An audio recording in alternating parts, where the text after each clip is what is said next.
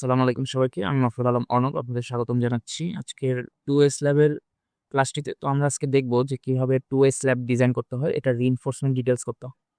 তো আজকে ক্লাসটি মনোযোগ দিয়ে করার চেষ্টা করবেন, তাহলে আশা করি 2S ল্যাব ডিজাইনটা আমরা ভালো মতো শিখতে পারবো।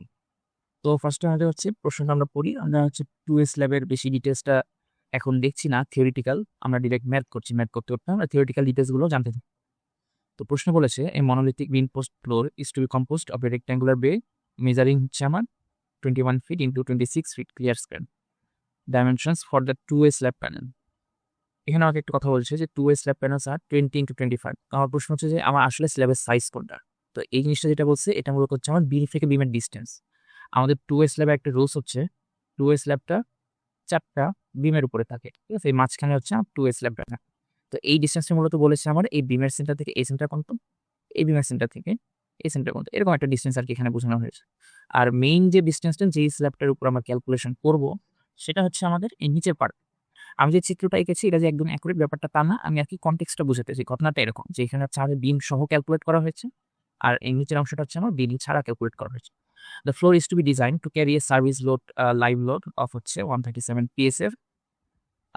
আর হচ্ছে বলতেছে যে এটা নিজস্ব ওন ওয়েট আছে। আমরা যখন স্ল্যাব ডিজাইন করি আমাদের এখানে দু ধরনের লোড কাজ করে, একটি হচ্ছে লাইভ লোড আর একটা হচ্ছে ডেড লোড। তো ডেড লোডের মধ্যে নিজের ওজনও থাকে এবং তার উপরে যদি আমরা কোনো পার্মানেন্ট জিনিস রাখি সেটাও একটা ডেড লোড হিসেবে কাউন্ট পায়। তারপর আবার এখানে এফ প্রাইম সি যেটা হচ্ছে কংক্রিটের স্ট্রেংথ দিয়ে দিচ্ছে হচ্ছে 3000 PSI, আর এফ ওয়াই এটা হচ্ছে স্টিলের strength 60,000 PSI। Find the required slab thickness, স্ল্যাবের থিকনেস বের করতে হবে, আর হচ্ছে reinforcement the corner panel used. তো আমাদের একটু বুঝতে হবে যে আমাদের এই কর্নার প্যানেলটা আসলে কি। তো আমরা হচ্ছে একটা সলভে আসলে আমরা হচ্ছে পুরো ম্যাথটা আস্তে আস্তে দেখবো। এখানে হচ্ছে আমার ফার্স্টে দেখছি যে এই স্ল্যাবটাকে আমার বলা হচ্ছে কর্নার প্যানেল, যেখানে আমার এই খাঁজ কাটা অংশটুকু হচ্ছে আমার কন্টিনিউয়াস অংশ এবং এই খাঁজ কাটা ছাড়া অংশটা ডিসকন্টিনিউয়াস। এই স্ল্যাবটা আসলে কিরকম হবে, আমরা যদি ধরি এটা হচ্ছে আমাদের একটা বিল্ডিং, তাহলে এই স্ল্যাবটা মূলত এরকম একটা পোর্শনে আছে। তো আমরা দেখতে পাচ্ছি যে এই সাইডটা কি আমার ফাঁকা, এই সাইডের আগানোর কোনো ওয়ে নাই, তো এটা হচ্ছে সেই ডিসকন্টিনিউয়াস পার্ট। আর এই দুই সাইড কি আমার হচ্ছে কন্টিনিউয়াস পার্ট, এই দুই সাইডে আমার স্ল্যাব আরও আসবে। তো এই কর্নার প্যানেলটাই আমার এখন ডিজাইন করতে হবে। তো ফার্স্টে আমরা চেক করি, আমরা চেক করতে যাচ্ছি যে আমাদের এটা কি 2A কিনি। 2A চেকের নিয়ম কি? 2A চেকের নিয়ম হচ্ছে আমার লেন্থকে উইথ দ্বারা ভাগ দিতে হবে, বা উইথকে লেন্থ, বড়কে ছোট দ্বারা ভাগ দিলে সেটা যদি আমার 2 এর চেয়ে বেশি হয় তাহলে সেটা 1 ওয়ে, আর 2 এর চেয়ে কম হলে সেটা 2A। আমি দেখতে পাচ্ছি যে এটা আমার 2 এর চেয়ে ছোট হচ্ছে 25/20, তাহলে এটা হচ্ছে আমার 2A স্ল্যাব। এরপর আমার যেটা লাগবে সেটা হচ্ছে প্যানেল রেশিও। এই প্যানেল রেশিওটা আমার সামনে ম্যাপ করার সময় লাগবে, এজন্য আমরা আগে বের করে নিচ্ছি। প্যানেল রেশিওটা বের করা হয় ছোট ভ্যালুকে বড় ভ্যালু দ্বারা ভাগ করে। অর্থাৎ এখানে আমার যে সবচেয়ে বড় ভ্যালুটা আছে সেটা কত, ছোট ভ্যালু কত আছে 20, তাহলে আমি 20কে 25 দ্বারা ভাগ করবো এবং এসেছে আমার 0.8। এই প্যানেল ভ্যালুটা আমার সামনে মোমেন্ট বের করতে লাগবে। তো আমরা এটুকু পর্যন্ত বের করলাম। প্যানেল ভ্যালুতে আমরা কি কি বের করি সেটার জন্য একটা চার্ট আছে, সেই চার্টটা আমরা দেখবো যখন আমরা মুভমেন্ট করবো। এখানে আমরা লিখছি যে এখানে coefficient for negative moment in slab, dead load positive moment, আর হচ্ছে লাইভ লোড পজিটিভ মোমেন্ট। এগুলা মোমেন্ট বের করার জন্য মোমেন্টের কোএফিসিয়েন্ট, মূলত মোমেন্ট না, মোমেন্টের কোএফিসিয়েন্টগুলো বের করার জন্য আমরা এটা ইউজ করি। তো এখন হচ্ছে according to ACI code minimum slab thickness for the rectangular panel type is, এটা হচ্ছে আমাদের সূত্র, P is equals to perimeter by 180। তো আমরা সেটা লিখলাম। পেরিমিটার সূত্র লিখছি 2 ইন্টু দৈর্ঘ্য প্লাস প্রস্থ ইন্টু 12 হচ্ছে আমার ইঞ্চিতে কনভার্ট করার জন্য, ডিভাইডেড বাই 180, তাহলে আমার আসতেছে হচ্ছে 6 ইঞ্চি। এরপর হচ্ছে আমরা এখন লোড ক্যালকুলেশনে যাবে। লোড ক্যালকুলেশনের জন্য ডেড লোড মানে হচ্ছে নিজের স্ল্যাবের থিকনেস ছিল 6 ইঞ্চি, 12 দ্বারা ভাগ করে আমি এটাকে ফিটে নিয়েছি। এটা হচ্ছে ফিটের চিহ্ন হবে। আমি এটাকে ফিটে নিয়েছি এবং হচ্ছে 150 দিয়ে গুণ করা হয়েছে, কারণ আমার কংক্রিটের ইউনিট ওয়েট হচ্ছে 150 PCF। এটা দ্বারা গুণ করলে আমার হচ্ছে ডেড লোডটা কত পেয়ে যাচ্ছি, যেটা আর কি সেলফ লোডও বলা যায়। এরপর হচ্ছে আমার লাইভ লোডটা প্রশ্নে দেওয়া ছিল 137 PSF। এটাকে আমাদের কি করতে হবে, যেহেতু আমরা প্রশ্নে একটা কথা বলা ছিল ইউএসডি মেথড, ইউএসডি মেথডে আমরা হচ্ছে একটা জিনিসকে ফ্যাক্টর দিয়ে গুণ করি তার আলটিমেট স্ট্রেংথটা বের করে আনতে। তো আমরা এখন ফ্যাক্টর দিয়ে গুণ করবো, ডিএলকে আমরা 1.4 দ্বারা গুণ করে এটা আনলাম, লাইভ লোডকে 1.7 দ্বারা গুণ করতে হবে, তাহলে আমরা এটা পাচ্ছি। এখন আমরা দুটো যোগ করে টোটাল লোডটা লিখি। টোটাল লোড আমার আসতে হচ্ছে 338 PSF। আমার লোডের কাজও শেষ। এখন আমাদের বের করতে হবে মোমেন্ট। মোমেন্টের ক্ষেত্রে আমরা একটু জিনিস দেখবো যে আমাদের হচ্ছে 3 টাইপের অংশ এখানে এক্সিস্ট করবে। একটা হচ্ছে আমাদের কন্টিনিউয়াস এজ, আরেকটা হচ্ছে আমাদের মিড স্প্যান, ঠিক আছে, আর আরেকটা হচ্ছে আমাদের ডিসকন্টিনিউয়াস এজ। এই 3টা পোর্শনে আমাদের হচ্ছে ক্যালকুলেশনগুলো হবে। তো 3টা পোর্শন আসলে কি কি, আমরা পোর্শনগুলো একটু এখানে ছোট করে রেখে চিনে নেই। এখানে আমাদের চিত্রটা কেমন ছিল, এদিকে ছিল খাঁজ কাটা যেটাকে আমরা বলছিলাম কন্টিনিউয়াস, ঠিক আছে। এই খাঁজ কাটা অংশগুলোকে আমরা কন্টিনিউয়াস বলছিলাম এবং এই যে ফাঁকা অংশ এটাকে ডিসকন্টিনিউয়াস বলছে। এখন ঘটনা যেটা ঘটবে যে আমার এই কন্টিনিউয়াস এজে নেগেটিভ মোমেন্ট কাজ করে। নেগেটিভ মোমেন্ট কি? নেগেটিভ মোমেন্ট মানে হচ্ছে আমি যদি একটু স্ল্যাবটা এঁকে দেখাই, স্ল্যাবটা এরকম হতো। যদি এটা আমার একটা সাপোর্ট হয় কলামের মতো, এখানে আমার একটা সাপোর্ট হয় কলামের, স্ল্যাবটা আসলে কাজ করে এইভাবে, ঠিক আছে? এ নিয়ে একটু বোঝানোর জন্য। তো স্ল্যাবটার দিকে যদি আমরা তাকাই, আমরা দেখতে পাবো যে মাঝের অংশ যেটা, এই মাঝের অংশটা নিচে নেমে গেছে, ঠিক আছে? মাঝের অংশটা নিচে নেমে গেছে, এই অংশটাকে আমরা বলি হচ্ছে পজিটিভ মোমেন্ট, যে অংশটা এরকম নিচে নেমে যায়, যেটাকে আমরা স্যাগিংও বলি। আর এই দুই কর্নারের অংশ যারা, দুই কর্নারের অংশটা উপরে উঠে গেছে, এটাকে আমরা হগিং বলতে পারি। এখানে আমরা দেখতে পাচ্ছি যে এখানে হচ্ছে আমাদের উপরে উঠে গেছে, মানে হচ্ছে এখানে নেগেটিভ মুভমেন্ট কাজ করতেছে। তো এই যে এখান থেকে আমরা জিনিসটা বুঝে গেলাম যে আমাদের কোন কোন পার্টে কি কি মুভমেন্ট কাজ করতেছে। তাহলে যে কন্টিনিউয়াস হচ্ছে, একটা হচ্ছে আমার কন্টিনিউয়াস পার্ট, একটা ডিসকন্টিনিউয়াস পার্ট, তাহলে এই দুই পার্টি নেগেটিভ মুভমেন্ট কাজ করবে। আর মাঝে হচ্ছে আমার স্ল্যাবে যেহেতু মিড স্প্যান, এখানে হচ্ছে আমার পজিটিভ মুভমেন্ট কাজ করবে। তো আমরা এখন ম্যাথ শুরু করি। তো ফর শর্ট স্প্যান আমরা হচ্ছে শর্ট ডিরেকশনের জন্য আমরা এখানে আমরা শর্ট ডিরেকশন কোন দিকে ধরেছি দেখি, হ্যাঁ লম্বা লম্বি যে ডিরেকশনটা, সেটার জন্য আমরা এখন ক্যালকুলেট করবো। তো for short direction M A এখানে আমার সূত্র হচ্ছে C into W into L square. এল হচ্ছে দৈর্ঘ্য, ডাব্লু হচ্ছে আমার টোটাল লোড, আর সি এ হচ্ছে আমার সেই কোএফিসিয়েন্ট। এই কোএফিসিয়েন্টটা আমরা এখন একটু বের করবো। তো কোএফিসিয়েন্টটা পিডিএফ এর সাথে দেওয়া আছে। আমরা যদি একটু মনে করে দেখি আমাদের প্যানেল রেশিওটা কত ছিল, আমাদের প্যানেল রেশিও ছিল হচ্ছে 0.80। এই যে এটা হচ্ছে আমার এখানে লেখা আছে coefficient for negative moment in slab. এই যে আমরা এখন নেগেটিভ মোমেন্টে আছি। তো আমাদের প্যানেল রেশিও ছিল 0.8। তাহলে 0.8 এর জন্য আর আমাদের এখন খুঁজতে হবে উপর থেকে কেস। আমাদের কেস হচ্ছে কর্নার প্যানেল, এই যে আমরা দেখতে পাচ্ছি আমাদের কর্নার প্যানেলটা। তাহলে আমাদের দুইটা কেস মিলে গেছে। তাহলে আমরা যে দুইটা ভ্যালু নিব সেই দুটো হচ্ছে এটা, যে সি এ নেগেটিভ এবং বি নেগেটিভ। অর্থাৎ আমরা শর্ট ডিরেকশনের জন্য এই ভ্যালুটা ইউজ করব এবং লং ডিরেকশনের জন্য আমরা এই ভ্যালুটা ইউজ করব। তো আমরা যেখানে শর্ট স্প্যানের জন্য আমরা এই ভ্যালুটা ইউজ করেছি, এই 0.071। এরপর যা যা আসছে এটাকে আমরা বলি পাউন্ড ফুট, এবং এটাকে যদি আমরা 12 দিয়ে গুণ করি তাহলে হচ্ছে আমাদের যেটা আসবে সেটা হচ্ছে আমাদের পাউন্ড ইঞ্চ, ঠিক আছে? এই জিনিসটাকে আমরা এই দুইভাবে লিখতে পারি, লেখার দুটো টাইপ আছে আর কি। তো আমরা সবসময় পাউন্ড ইঞ্চে রাখবো, এই জিনিসটা মাথায় রাখতে হবে, কারণ ফার্দার যখন রডের ক্যালকুলেশন করবো তখন কিন্তু আমাদের পাউন্ড ইঞ্চি দরকার পড়বে। এই জন্য আমরা এটাকে কনভার্ট করে পাউন্ড ইঞ্চে আনি। এরপর ফর লং স্প্যানে আমাদের এখানে ভ্যালু ছিল 0.029, খালি এখানে 0.029 সেম ভ্যালু। দৈর্ঘ্য হচ্ছে আমাদের 25 ইঞ্চি স্কোয়ার, 25 ফিট স্কোয়ার। সো এখান থেকে আমরা পাউন্ড ইঞ্চিতে নিয়ে আসলাম। এরপরে এখানে আমি একটু ব্যাখ্যা দিচ্ছি যে আসলে কোথায় কি করতে হয়। যেখানে আমাদের পজিটিভ মুভমেন্ট পড়ে, যেটা মূলত আমাদের মিড স্প্যান অঞ্চলে পড়ে, সেখানে জায়গাটা এরকম হয় এবং নিচে টেনশন হয়, এবং যেখানে টেনশন হয় সেখানে ক্র্যাক হওয়ার সম্ভাবনা থাকে। এই জন্য এখানে আমাদের দিতে হয় বটম স্টেক। আর নেগেটিভ মুভমেন্ট যেখানে পড়ে সেখানে হচ্ছে আমাদের উপরে ক্র্যাকটা হয়, ঠিক আছে? উপরে ক্র্যাকটা হয়, এবং এই জন্য আমাদের এখানে টপ বার বা টপ স্টিল দিতে হয়। এই নেগেটিভ মুভমেন্টটা কই আসছে, কন্টিনিউয়াস আর হচ্ছে ফিক্সড। এই যে আমার এটা হচ্ছে কন্টিনিউয়াস জন্য এখানে নেগেটিভ মুভমেন্ট ছিল। আচ্ছা, এখন আমরা একটু মিড স্প্যান দেখি, আমাদের একটা অংশ শেষ। এখন হচ্ছে মিড স্প্যানের ক্ষেত্রে আমার হচ্ছে পজিটিভ মুভমেন্ট কাজ করে। তাহলে সেম সূত্র, ভ্যালু কিন্তু সেম না। সেম সূত্র হলেও ভ্যালু কিন্তু সেম না, কারণ যখন আমরা মিড স্প্যানে পজিটিভ মুভমেন্ট নিয়ে কাজ করব, একবার আমাদের ডেড লোড নিয়ে কাজ করতে হবে, একবার আমাদের লাইভ লোড নিয়ে কাজ করতে হবে। আগের বার কিন্তু আমরা দুটো যোগফল ইউজ করেছিলাম, এই যে একদম 338, কিন্তু এবার আমরা যোগফল ইউজ করবো না, আলাদা আলাদাভাবে ডেড লোড আর লাইভ লোড বের করবো। তো সেটা আমরা এখন দেখবো। আমরা এখন কোএফিসিয়েন্টটা দেখে নিই আগে, যে পজিটিভ মুভমেন্টের জন্য ডেড লোডের কোএফিসিয়েন্ট, এই যেটা হচ্ছে পজিটিভ মুভমেন্টের জন্য 0.8 কেস 4। এটা হচ্ছে আমার লাইভ লোড দিতে, ঠিক আছে? এটা হচ্ছে live load for short span, এটা হচ্ছে live load for long span. তাহলে আমরা দেখে নিই, এই যে আমার লাইভ লোড ফর শর্ট স্প্যানের ভ্যালু আমার এখানে চলে এসেছে, এই যে live load for short span. আর আরেকটা ছিল হচ্ছে আমার live load for long span, এই যে 0.020, ঠিক আছে? তো এই যে আমরা ভ্যালুগুলো বসিয়ে দিছি। এরপর আমাদের আরেকটা লাগে, সেটা হচ্ছে ডেড লোড। ডেড লোড আমরা সেম ভাবে পাবো, নিচেটাতে গেলে S4.8। তাহলে যেটা হচ্ছে আমার ডেড লোড, তাহলে এই যে 0.039 আর 0.016, তাহলে 0.039 এবং আমরা নিচে গেলে 0.016, এই যে দুটো পেয়ে গেছি। এবং আমাদের এটা গুণ করতে হবে কি উক্ত লোডটা, মানে এটার ক্ষেত্রে আমরা ডেড লোড গুণ দিচ্ছি এবং আমাদের পাউন্ড ইঞ্চিতে কনভার্ট করতেছি। এখানেও আমরা লাইভ লোডকে গুণ দিচ্ছি, পাউন্ড ইঞ্চিতে কনভার্ট করতেছি, ঠিক আছে? এ দ্বারা বুঝাচ্ছি শর্ট স্প্যান আর বি দ্বারা বুঝাচ্ছি লং স্প্যান। তো সেম কাজ, সেম ক্যালকুলেশন, এটা দেখাচ্ছি না, এগুলো সেম 4টা ক্যালকুলেশন মূলত এখানে করতে হয়েছে, 2টা শর্ট স্প্যান আর 2টা লং স্প্যান। তো এই ক্যালকুলেশনের শেষে আমরা আবার একটা জিনিস খেয়াল করতে হবে, আমরা লাস্টে টোটাল শর্ট স্প্যানের যে মোমেন্ট সেটা এখানে লিখছি, আর লাস্টে এখানে টোটাল যে লং স্প্যানের মোমেন্ট সেটা এখানে লিখছি। এরপরে আমরা আসি ডিসকন্টিনিউয়াস এজ। তো ডিসকন্টিনিউয়াস এজটাতে আমরা কি জানি যে আমাদের স্ল্যাবটা শেষ হয়ে যাচ্ছে। তো যেহেতু এখানে স্ল্যাবটা শেষ হয়, এখানে আসলে অত বেশি মোমেন্ট কাজ করে না। তো এটা কতটুকু মোমেন্ট কাজ করে, এটা অনেকটা ফিক্স টাইপের, এটার জন্য আমাদের কোনো কোএফিসিয়েন্ট লাগে না। এটা রুলস হচ্ছে 1/3 অফ টোটাল পজিটিভ মোমেন্ট। অর্থাৎ আমার শর্ট স্প্যান বরাবর টোটাল যে পজিটিভ মুভমেন্ট কাজ করে তার 1/3 অ্যামাউন্ট মুভমেন্টই আমার ডিসকন্টিনিউয়াস এজে নেগেটিভ মুভমেন্ট আকারে কাজ করে, ঠিক আছে? তো আমার শর্ট স্প্যানের টোটাল কত ছিল, এই যেখানে ছিল 73,329, এই যেটা লিখছে, তাহলে আমার টোটাল নেগেটিভ মোমেন্ট কাজ করতেছে 24,446। আর এই কেসটা তো সেম, ওয়ান থার্ড, তাহলে এখানে 15,850, শর্ট আর লং লিখে দিচ্ছে।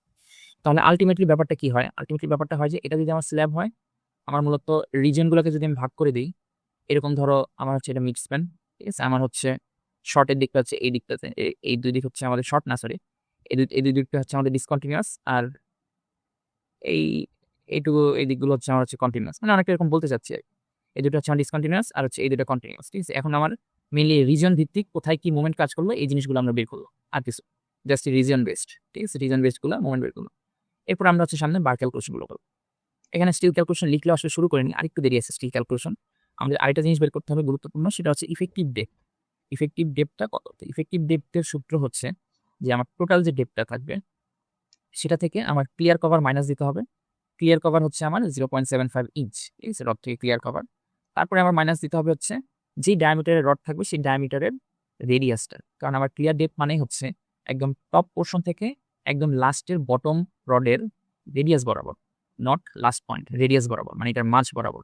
এই জন্য আমি এখান থেকে এই এটুকু বাদ দিছি এবং এটা রেডিয়াস বাদ দিছি, তাহলে আমি উপর থেকে এই রডের রেডিয়াস পর্যন্ত পৌঁছে যাবো। তো আমি ধরে নিচ্ছি যে আমার এই রডটা হচ্ছে 4 নং বার। তো 4 নং বারকে 8 দ্বারা ভাগ দিলে আমি মূলত রডের এরিয়া পাবো ইঞ্চিতে, সেটা হচ্ছে আমার হাফ ইঞ্চি স্কোয়ার। তো সেই হাফ ইঞ্চি স্কোয়ার আমার মূলত কি, সেটা হচ্ছে আমার ডায়ামিটার। তো ডায়ামিটারকে যদি আমি রেডিয়াসে কনভার্ট করতে চাই তাহলে 2 দিয়ে ভাগ করতে হবে, এই কাজটা এখানে করা হয়েছে, 2 দিয়ে এটাকে ভাগ করা হয়েছে বা হাফ দিয়ে গুণ করা হয়েছে। এটা করলে আমি পেয়ে যাচ্ছি আমার শর্ট ডিরেকশনের রডের ইফেক্টিভ ডেপথ। এরপরে আমার লাগবে হচ্ছে লং ডিরেকশনের রডের ইফেক্টিভ ডেপথ। তো লং ডিরেকশনের ব্যাপারটা হয় যে আমার শর্ট ডিরেকশনের যে রডটা আছে, এই শর্টের রডের উপরেই আমার পারপেন্ডিকুলার ভাবে লং ডিস্টেন্সের রডগুলো রাখা পারপেন্ডিকুলার। তো আমার যেহেতু লং ডিরেকশনের এখন ইফেক্টিভ ডেপথ বের করতে হবে, তাহলে আমার ইফেক্টিভ ডেপথটা এই অংশটা বের করতে হবে, নিচেরটার না, নিচের রডের না। আগেরবার আমরা নিচেরটার মাঝের অংশ বের করেছিলাম, এবার আমার এই উপরের রডের মাঝের অংশ বের করতে হবে, যেটা চিত্রে আছে। তো আমরা সেমভাবেই আগাবো। 6 ইঞ্চি টোটাল ডেপথ, 0.75 হচ্ছে আমার সিসি ক্লিয়ার কভার। আর এই রডটা আমার কি 4 রড না, 4 রড হওয়ার কারণে এটা আমরা ডিরেক্ট মাইনাস করে দিচ্ছি, এটার সাথে আর আমাদের সম্পর্ক নেই, এটুকু মাইনাস দিয়ে। এরপরে এই রডটা কত? এই রডটা আমাদের 4 নং বার। তো এই রডটার অর্ধেক লাগবে, তাহলে এই রডটাকে আমরা 4/8 করলাম এবং হাফ দিয়ে গুণ করলাম, তাহলে এই রডটার অর্ধেক থেকে আমি একদম টপের যে ডিস্টেন্স সেটা পেয়ে গেল। তাহলে আমার আসতেছে হচ্ছে 4.5 ইঞ্চ।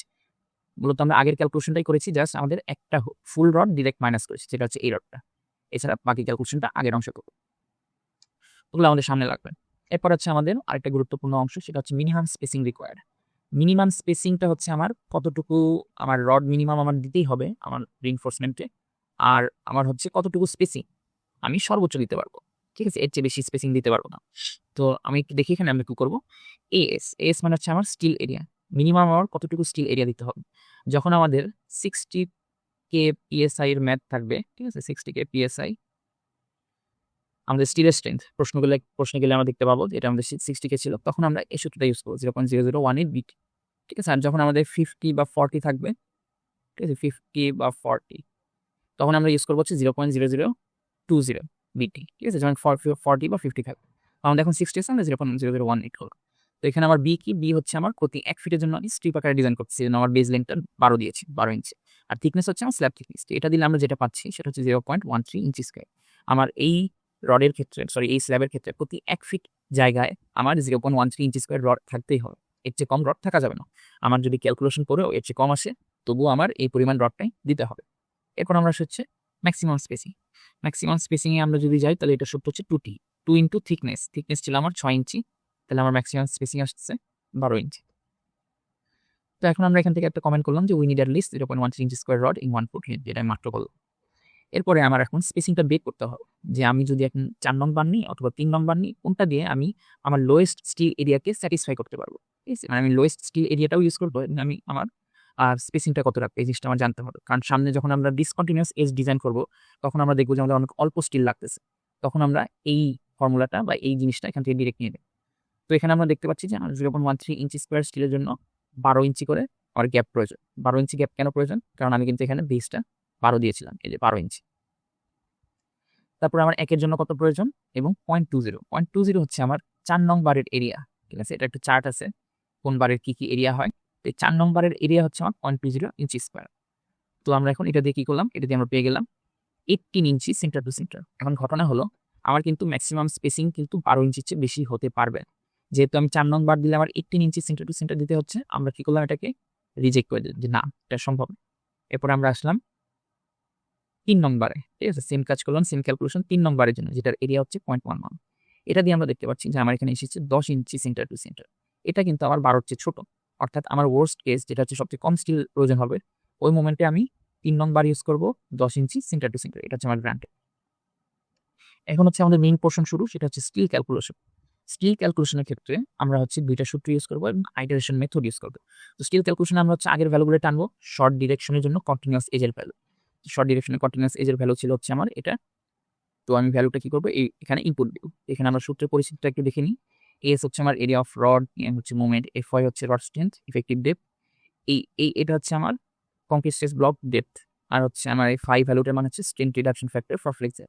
মানে আমার স্টিলটা যখন বাঁকা হবে তখন আমার কিছু স্ট্রেংথটা কমে যাবে, তো ওটা কতটুকু কমবে এটা একটা ফ্যাক্টর আর কি।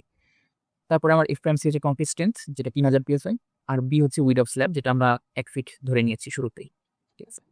তো এখন এই দুইটা ফর্মুলা আমরা একটু খেয়াল করে দেখবো যে আমার এই ফর্মুলাটা এখানে বসাইতে হয় বা এই ফর্মুলাটা এখানে বসাইতে হয়, মানে এটা একটা আইটারেটিভ প্রসেস, আমরা সরাসরি বের করতে পারতেছি না, ঠিক আছে। এই দুই ফর্মুলার মধ্যেই দুইজন আছে, তো আমরা আইটারেটিভ প্রসেস ইউজ করে আমরা হচ্ছে ভ্যালু বের করবো। তো আমরা এখন এই আইটারেশন শুরু করবো। ফার্স্ট কেসে আমরা হচ্ছে আমি এখানে ডিটেল ক্যালকুলেশনটা দিইনি, আপনাদের জন্য টাস্ক থাকলো আপনারা ক্যালকুলেশনগুলো করে ভ্যালুগুলো মিলিয়ে নেবেন। এখানে এটা কোনটার জন্য কি ভ্যালু ইউজ করা হয়েছে এখানে আমার সুন্দরভাবে আমি লিখে দিয়েছি সব, ঠিক আছে। তো ওখান থেকে আপনি ইউজ করতে পারবেন। আর এখানে ইফেক্টিভ ডেপটাও আমাদের হচ্ছে 5 ইঞ্চি শুরুতে লিখে দেওয়া হয়েছে। এই ভ্যালুগুলো ইউজ করে আমরা ফার্স্টে অ্যাজিউম করবো 1a, অ্যাজিউম করে আমার এটার ভ্যালু আসছে এটার ভ্যালু এটা, দেন আমরা আবার করলাম, যখন আমরা দেখতে পাচ্ছি যে এটা আমার ভ্যালু মিলে গেছে, ঠিক আছে, আমরা তাহলে ডিসিশন ফাইনাল করে নিলাম যে আমার এক্ষেত্রে স্টিলের এরিয়া এটাই ফাইন। স্টিল আর এর এরিয়া আমার তাহলে এখানে লিখে ফেললাম। এখন এই স্টিল এরিয়ার জন্য আমার হচ্ছে কয়টা কি বার লাগবে এটা এখন বের করব। তো আমরা এখানে এটার জন্য ঐকিক নিয়ম করলাম যে এতটুকু লাগবে হচ্ছে 12 ইঞ্চিতে, তাহলে একে কত 20-এ কত, 20 মানে হচ্ছে আমার 0.4 বার। তো এখান থেকে আমরা পাচ্ছি হচ্ছে 5.11 ইঞ্চ। এটা হচ্ছে আমার এতটুকু সেন্টার টু সেন্টার লাগবে। আর ঘটনা হচ্ছে যে প্র্যাকটিক্যাল ফিল্ডে এই ভ্যালু কিন্তু না, ইম্পসিবল, 5.1 নন। তো আমরা এটাকে রাউন্ড ওভার করে 5 ইঞ্চিতে আনবো। একটা জিনিস এখানে বেসিক জিনিস এটা মনে রাখতে হবে যে আমরা সবসময় ভ্যালুকে রাউন্ড ওভার করি লোয়ার ভ্যালুতে, কারণ হায়ার ভ্যালুতে যদি আমরা রাউন্ড ওভার করি তাহলে আমার বেশি স্পেসিং পড়ে যায়, তখন আমার রডের পরিমাণটা কমে যাবে। এই জন্য আমাদের সবসময় লোয়ার ভ্যালুতে স্পেসিং করতে হবে, যেন আমাদের রডের পরিমাণটা বেশি থাকে, ঘনত্ব বেশি থাকে, রডের পরিমাণ বাড়ে। এই জন্য আমরা একটা লোয়ার ভ্যালুতে স্পেসিং, এটা আমাদের তাহলে ডিসিশন শেষ যে প্রোভাইড করতে হবে 4 নং বার 5 ইঞ্চি সেন্টার টু সেন্টার।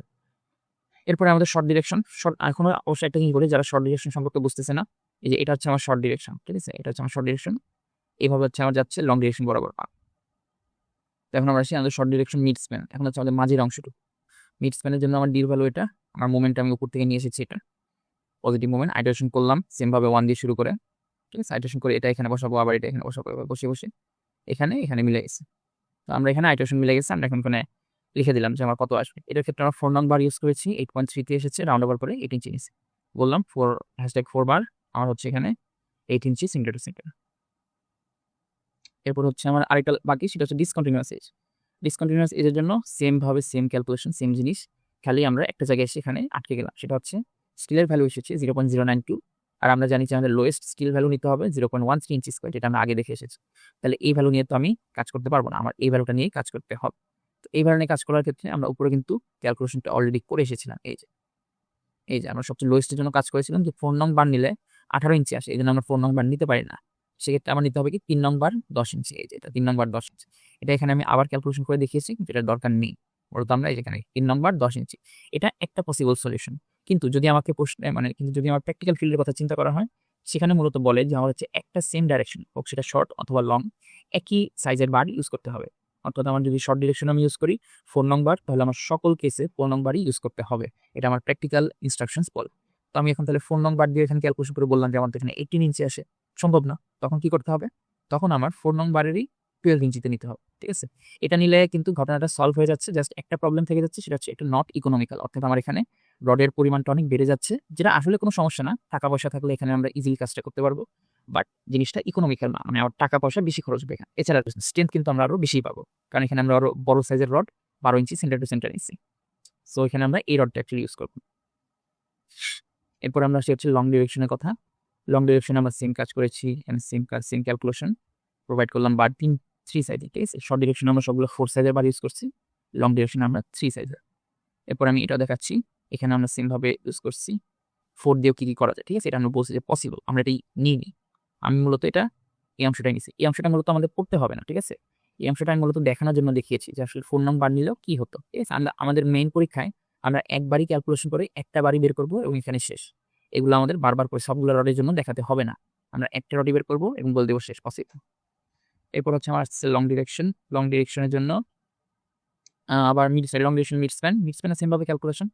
এখানে আমাদের ক্যালকুলেশন করলাম, আমার ভ্যালুগুলো আসতেছে। এখানে আমরা 3 নং বার ইউজ করলাম, লাস্টে আসলো 3 বার 6 ইঞ্চ সেন্টার টু সেন্টার, ঠিক আছে? আবার এই যে এখানে আমি আবার একটু ক্যালকুলেশন করছি, এগুলো দরকার নেই। এই ক্যালকুলেশনগুলো দিয়ে আমি দেখাইছি যে 4 নং বার নিলেও কি করা যেত, কতটুকু ক্যালকুলেশনে আসতো, এই অংশগুলো দরকার নেই। এরপর লং ডিরেকশন ডিসকন্টিনিউয়াস, সেম কাজ আমরা আবার এবার ডিসকন্টিনিউয়াসের জন্য করলাম। এখানে আবার আমরা আগের প্রবলেমটা ফেস করতেছি। আগের প্রবলেম বলতে 0.066 ইঞ্চি স্কোয়ার পার ফিট। তো এটা হচ্ছে আমার কি 0.13 চেক কম, মানে মিনিমাম যেটুকু লাগবে। তাহলে আমি কি মিনিমামের ক্যালকুলেশনটা ডিরেক্ট বসাই দিব। মিনিমামের ক্ষেত্রে 3 রডের জন্য কিন্তু আমি বের করে রেখেছিলাম, সেটা ছিল আমার 3 বার 10 ইঞ্চ সেন্টার টু সেন্টার। তো ওটা আমি এখানে বসিয়ে দিচ্ছি। আমি ক্যালকুলেশন করে আর কি দেখিয়ে দিচ্ছি, দরকার পড়ে না, কারণ আমার ক্যালকুলেশনটা উপরে করে রেখেছিলাম। তো এটা আমার এখানে শেষ। তাহলে আমার এখানে 3টা কেসই শেষ। এর আমি আবার এনাদার কেসও দেখাইছি, এই অংশটা দরকার নাই। 4 বার দিয়ে কি করলে কি হবে আর কি, এটা। তো আমার স্ল্যাব ডিজাইন করাটা মূলত এখানেই শেষ। স্ল্যাব ডিজাইনটা এখানে শেষ। আমরা হচ্ছে এখন সামারি দিয়ে দিই। সামারি দিয়ে দেবো যে কোথায় কি কি লেগেছে। আমার মেইন ডিরেকশনের স্টিল পরিমাণ, এটা হচ্ছে কন্টিনিউয়াস, এটা হচ্ছে ডিসকন্টিনিউয়াস। স্টিলের পরিমাণ লিখেছি, কি কি বার এখানে ইউজ করা হয়েছে সেটাও লিখেছি। লং এর কেসেও সেম ভাবে লেখা হয়েছে। এখানে খেয়াল করলে দেখবো শর্ট ডিরেকশনে সব 4 নং বার এবং লং ডিরেকশনে সব 3 নং বার। এরকম করলে আমাদের হচ্ছে যে প্র্যাকটিক্যাল সাইটে যে মিস্টেক সেটা কম হয়, সেই ব্যাপারে এখানে লিখছি, ঠিক আছে? We don't use different bars in the same short direction or long direction to avoid mistakes in the field. এখন হচ্ছে আমাদের আসতে হচ্ছে working drawing details. Working drawing ডিটেলসটা মানে আমার এখন ক্যালকুলেশন সব শেষ, এখন আমার হচ্ছে ড্রয়িংটা করতে হবে। এটা হচ্ছে আমার আলটিমেট ড্রয়িং। আমরা হচ্ছে এক এক করে ড্রয়িংগুলো মিলাব। তো ড্রয়িং আমরা দেখতে পাচ্ছি যে আমাদের শর্ট ডিরেকশন যেটা 20 ফিটের ছিল, যেটা শর্ট ডিরেকশন আমরা 4 নম্বর ইউজ করেছি। এবং এখানে শর্ট ডিরেকশন আমার মিড স্প্যানের ক্যালকুলেশন থেকে আমরা মেইন রড এবং ক্র্যাঙ্ক রডের হিসাব করব। মিড স্প্যানের ক্যালকুলেশন, মিড স্প্যানে যা যা পেয়েছি, এই যে এখানে মিড স্প্যানে যেগুলো পেয়েছি, এটা থেকে আমরা মেইন রড এবং ক্র্যাঙ্ক রডের হিসাব করব। ফ্রম দ্য টেবিল আমরা পাচ্ছি হচ্ছে আমরা মিড স্প্যান ইউজ করেছি 4 নম্বর 8 ইঞ্চি সেন্টার টু সেন্টার। তাহলে আমরা ড্রয়িংয়ে এই জিনিসটা লিখে দেব যে 12 mm 8 ইঞ্চি centre to centre alternate crank. Alternate crank মানে কি? অল্টারনেট ক্র্যাঙ্ক মানে আমাদের এই স্ল্যাবটাতে একটা স্ট্রেট বার থাকবে, একটা ক্র্যাঙ্ক বার থাকবে, একটা স্ট্রেট বার, একটা ক্র্যাঙ্ক বার, এবং এই প্রত্যেক দুইটা রডের মাঝে ডিফারেন্স থাকবে হচ্ছে 8 ইঞ্চি। অর্থাৎ আমার দুইটা ক্র্যাঙ্ক রডের মাঝে, এটা একটা ক্র্যাঙ্ক, এটা একটা ক্র্যাঙ্ক, দুইটা ক্র্যাঙ্ক রডের মাঝে কিন্তু আমার ডিফারেন্স থাকবে হচ্ছে 16 ইঞ্চি। দুইটা গ্যাপ আছে এখানে, তার মানে কি 16 ইঞ্চি। এটা আমাদের কেন লাগবে? এটা আমাদের সামনে টপ বার যখন বসাবো তখন এই ক্যালকুলেশনটা লাগবে। তো এই জিনিসটা আমরা কি করবো, লিখে দিব। এই যে আমার এখানে শর্ট ডিরেকশনে 12 মিলিমিটারের রড ইউজ করছি। হ্যাশট্যাগ 4 মানে মূলত 12 মিলিমিটার, ঠিক আছে? 8 ইঞ্চি সেন্টার টু সেন্টার। এটা হচ্ছে আমার স্ট্রেট বার, এটা হচ্ছে আমার ক্র্যাঙ্ক বার। ওকে, গেল। এরপরে হচ্ছে আমার কন্টিনিউয়াস এজ, যেখানে আমরা এক্সট্রা টপ দেবো। তো কন্টিনিউয়াস এজের জন্য আমার এখানে আমরা চারদিকে ইউজ মানে চারদিকে বুঝতে পারি যে আমরা এখানে ইউজ করছি হচ্ছে 4 নম্বর 5 ইঞ্চি সেন্টার টু সেন্টার। এখন আমরা যখন প্ল্যানে দেখাই, প্ল্যানে আমরা এক্সট্রা টপকে কখনো সেন্টার টু সেন্টার দিয়ে দেখি না, আমরা দেখে হচ্ছে কয় পিস আমরা ইউজ করেছি সেভাবে, যে আমাদের দুইটা ক্র্যাঙ্কের মাঝে কয়টা এক্সট্রা টপ আমরা ইউজ করছি সেই ভ্যালুটা আমরা লিখি। এটার একটা সূত্র আছে, সেটা হচ্ছে crank gap divided by needed centre to centre minus 1। তো আমরা জানি যে ক্র্যাঙ্ক গ্যাপ হচ্ছে 16 ইঞ্চি, উপরে আমরা বের করে রেখেছি। আর needed centre to centre distance হচ্ছে আমার এই যে এখানে যেটা পাবো কন্টিনিউয়াস এর জন্য 5 -1 করলে আমার আসছে 2.2, রাউন্ড ওভার করলে আসতেছে 3।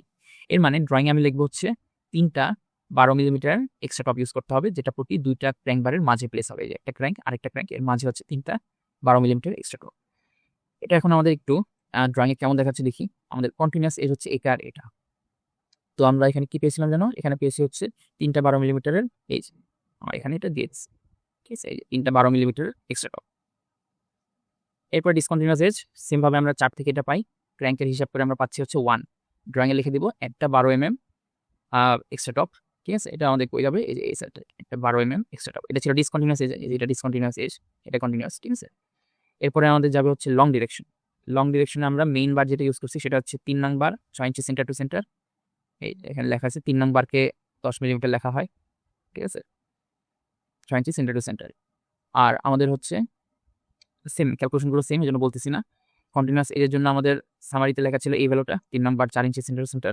তাহলে আমার এক্সট্রা টপ আসছে 2টা, ঠিক আছে? 2টা। তাহলে আমি কন্টিনিউয়াস এজ কোনটা আমার, এই যে এই সাইডটাতে আমার কন্টিনিউয়াস এজ, সরি এই সাইডটাতে। তো এখানে একটু আমি মিসিং করে ফেলেছি, এই জন্য আমি আন্তরিকভাবে দুঃখিত। এখানে হচ্ছে ব্যাপারটা এরকম উপর থেকে আসবে। ঠিক আছে, আমি এখানে একটু মিসিং করে ফেলছি। তো এই যে এখানে আমার দুইটা 10 মিলিমিটার এক্সট্রা টপ, ঠিক আছে, এখানে এক্সট্রা টপটা পেয়ে গেছি, এই দুটো 10 মিলিমিটার এক্সট্রা টপ। আর ডিসকন্টিনিউয়াস এজের জন্য আমার হচ্ছে এখানে ক্যালকুলেশন করলাম সিমভাবে করে, আমার আসছে একটা 10 মিলিমিটার এক্সট্রা টপ। সেটা হচ্ছে আমাদের এই যে এখানে আমি একটু ছবিটা আঁকতে ভুলে গেছি, এই যে এখানে লিখেছি ঠিকই কিন্তু ছবিতে আর কি আঁকিনি ভুলে, এই জন্য আন্তরিকভাবে দুঃখিত। এই যে একটা 10 মিলিমিটার এক্সট্রা টপ, ঠিক আছে। তাহলে এই যে আমাদের 4টা এক্সট্রা টপ আমরা বের করে রেখেছি, 4টা এক্সট্রা টপ। আগেরটা যে 2, এটা 1, তার আগে দুটো ছিল 3 1। তো এই যে আমাদের এক্সট্রা টপগুলো বের করা শেষ, আমাদের হচ্ছে মেইন যে স্ল্যাবের ডিজাইন করা সেটা আমার এখানে মেইনলি শেষ, ঠিক আছে। এটুকু পর্যন্ত করলেই আমাদের ম্যাথটা ফুল কমপ্লিট হয়ে গেছে। তো ম্যাথটা একটু অবশ্যই লেন্দি এবং জটিল, ভিডিওটা পজ করে করে খাতায় নোট করে করে দেখবেন, তাহলে আশা করি ফুল ম্যাথটা খুব ভালোভাবে বুঝতে পারবেন। সবাইকে ধন্যবাদ।